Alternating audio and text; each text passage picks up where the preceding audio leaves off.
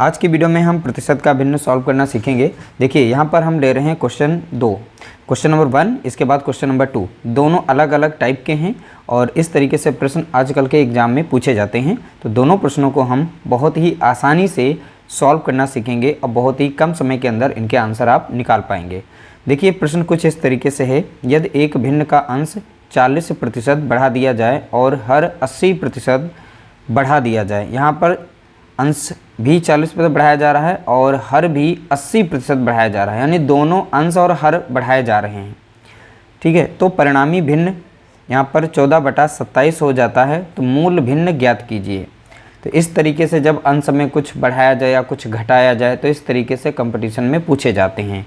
तो पहला प्रश्न हमारा कुछ इस तरीके से अंश और हर दोनों चीज़ें बढ़ाई जा रही हैं यहाँ पर। ठीक है, मान लेते हैं कि हमारा जो अंश और हर यानी यहाँ पर एक भिन्न है तो x बटा हम ले लेते हैं यानी x/y। तो x/y एक भिन्न है, हम इसको मान लेते हैं कि हमारी भिन्न है। अब इसमें कितना बढ़ाया जा रहा है तो आप देख रहे हैं यहाँ पर 40%। देखिए जब भी बढ़ाए जाने की बात करेगा तो 40, जैसे 100 हमारा मेन होता है। ठीक है, 100 में हम 40% बढ़ा रहे हैं तो उसके 100 के ऊपर वैल्यू होगी, यानी अब हो जाएगी 140। अब यहाँ हर में भी 80% बढ़ाने की बात की है, तो जब बढ़ाने की बात करें तो 100 में उतना ही जोड़ना है। ठीक है, तो अब हम इसके साथ यहाँ पर लिख सकते हैं 140। ठीक है, तो आप लोग एक लाइन में आंसर निकाल सकते हैं, बहुत ही शॉर्ट तरीका बता रहे हैं। और यहाँ हर में देखिए यहाँ पर 80% बढ़ाने की बात की है, तो 100 में इसको आप जोड़ देंगे तो हो जाएगा नीचे 180। और परिणामी जो इसका रिजल्ट होता है वो यहाँ पे दिया गया है 14/27।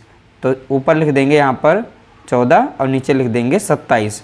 ये इसका परिणामी रिजल्ट यहाँ पर दिया गया है इस क्वेश्चन में। ठीक है, अब यहाँ पर एक जीरो मिल रहा है तो आप काट सकते हैं, काट देंगे। देखिए यहाँ पर जो है x/y और थोड़ा सा इसे तोड़ें तो यहाँ पर लिखिएगा 14/18 और इधर हो जाएगा 14/27। ठीक है, तो इतना बन गया। अब यहाँ पर देखेंगे ये दोनों चीज़ें मल्टीप्लाई में हैं, तो इस साइड में जब भेजेंगे तो नीचे की वैल्यू ऊपर चली जाएगी, यानी हर जो है अंश में चला जाएगा अंश की जगह पे, और अंश वाला नंबर जो है हर की जगह पे आ जाएगा। तो यहाँ पर हम लिखेंगे x/y जो वैल्यू हमारी थी, बाकी यहाँ पर 14/27 लिखेंगे। ठीक है, और ये वाली वैल्यू यहाँ पर चेंज हो जाएगी। अब ऊपर 18 हो गया और नीचे 14 हो गया। तो 14 ये जो है इस तरीके से कट गया और 9 से कट जाएगा, 9 दूनी 18 और 9 तियाँ 27। तो यहाँ पर हो जाएगा x/y बराबर ऊपर बच गया था 2 और नीचे बच गया था 3।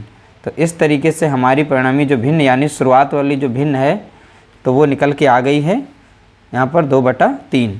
तो ऑप्शन ए यहाँ पर इसका राइट आंसर है। ठीक है, तो ये बहुत ही सिंपल तरीका है। आपके पास इस तरीके से प्रश्न होंगे, उन्हें सॉल्व करेंगे, इस तरीके से आपके आंसर जो हैं निकल आएंगे। अगला प्रश्न दिया गया है, देखिए यदि किसी भिन्न का अंश 20% बढ़ा दिया जाए तथा इसका हर 10% घटा दिया जाए। देखिए अंश में बढ़ोतरी हो रही है 20% की, ठीक है, और हर में कटौती हो रही है 10% की। तो भिन्न का मान यहाँ पर लिखा है 16/27 हो जाता है।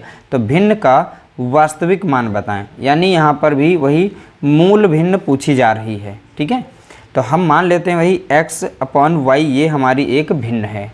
अब यहाँ पर देखिए अंश में बढ़ाया जा रहा है कितना, तो 20%। तो यहाँ पर हम लिख सकते हैं 120।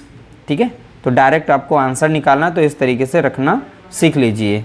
देखिए दूसरा यहाँ पर जो दिया गया है तुम्हारा हर। ठीक है, जो हर दिया गया, हर में 10% की यहाँ पे घटा दिया जाता है। 10% मान जो है घटाया जा रहा है। जब घटाने की बात है तो 100 से कम कर देंगे तो नीचे कितना हो जाएगा 90।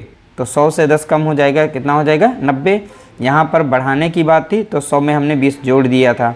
ठीक है, अब यहाँ पर परिणामी जो रिजल्ट दिया गया है वो 16/27 दिया गया है। ठीक है, अब यहाँ पर जो वैल्यू हमारी ये है, ठीक है, ये वैल्यू जो हमारी है अब इधर को भेज देंगे। तो x/ यहाँ पर y, हम इसे आराम से स्टेप स्टेप आप लोगों को सिखा रहे हैं कुछ इस तरीके से। ठीक है, और यहाँ पे 16 हो गया 27, एक जीरो है, एक जीरो काट देंगे, बाकी यहाँ पर 12 यह हो जाएगा। ठीक है, 12/9 यहाँ पे है। अब ये इधर भेज देंगे वैल्यू, तो हो जाएगी x/y तो यहाँ पर नंबर है हमारा 16 और 27 हो जाएगा। अब इधर वैल्यू इस साइड में आएगी तो ये चेंज हो जाएगी, 9 ऊपर हो जाएगा और 12 नीचे हो जाएगा। अब क्लास में ये जो नंबर्स हैं कट रहे हैं, यहाँ पर ये 4 से कट रहा है तो 4 3 12 और 4 चौके 16, ठीक है। अब ये संख्या कट रही है 3 एकम 3, 3 3 9। अब ये संख्या कट जाएगी 3 एकम 3, 3 9 27। तो ऊपर संख्या बची है 4, नीचे बची है 9, ठीक है। तो x upon y equal to यहाँ पर देखिए 4, यहाँ पर 1 बचा है तो 4 कम 4 हो गया और नीचे 9 कम 9 हो गया। तो इस तरीके से हमारी जो मूल यानी कह सकते हैं यानी कि वास्तविक जो फ्रैक्शन थी यानी भिन्न थी वो यहाँ पर हमारी नंबर निकल चुकी है, यानी 4/9 हो गई। तो यहाँ पर ऑप्शन ए यहाँ पर इसका राइट आंसर है। तो इस तरीके से प्रश्न अगर आएँ तो इसी तरीके से सॉल्व करना, कम समय के अंदर उनको आंसर निकाल सकते हैं। वीडियो अच्छा लगा हो तो लाइक करिएगा, शेयर करिएगा।